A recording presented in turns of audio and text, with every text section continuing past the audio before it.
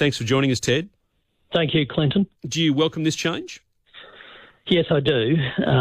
It is interesting, as you said, that the Prime Minister jetted off and left the Treasurer to announce a very humiliating moment for him as Treasurer, that he's basically had his super tax chucked out by his own cabinet, despite spending well over 2 years saying that it's the best thing since sliced bread.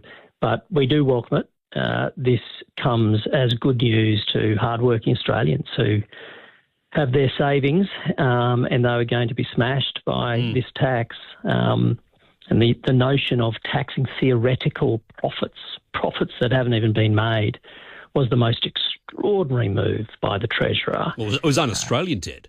Completely un-Australian, Clinton, yeah. And so thankfully, that won't happen. So this really is a victory from a coalition of common sense, really. I mean, it wasn't just the coalition itself, Liberal Nationals like me, who were adamantly opposed to this and fought against it. But you had people from industry, economists, you even had Labor Party luminaries adamantly opposed to a super tax, which was really just super big, super bad. And today it is dead, and I'm celebrating that. Oh, we've seen the likes this afternoon of Paul Keating, of course, the architect of superannuation in this country, praise it. The ACTU was calling for indexation some time ago. There's a lot of spin involved, obviously, here, Ted. This is what Dr. Chalmers said about the cost and what the impact is going to be on the budget. Now, when it comes to the revenue impacts, there's a couple of different ways to see that. The original proposal would have raised $6.2 billion over the forward estimates. Now, this new package will raise $2 billion over the forward estimates, but a very big chunk of that is actually the 1 year delay.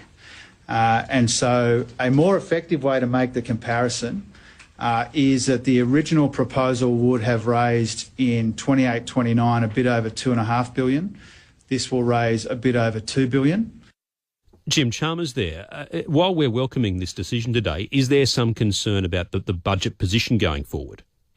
Clinton, there is, because now Jim Chalmers is left with a $4.2 billion black hole, and that's over the forward estimates.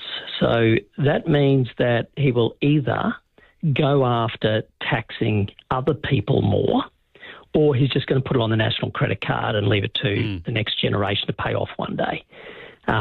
So this does create a black hole, and he now has to explain to the Australian people who he's coming after next. Is it the next generation through higher debt, or is it through hardworking Australians today through higher taxes? That question we're yet to hear the answer to. Do you look back on this, Ted, and I know you weren't the Shadow Treasurer before the election, Angus Taylor was in that position, but do you look back on this and think this is a missed opportunity? Because, let's be honest, your side of politics didn't make enough noise about this before the election.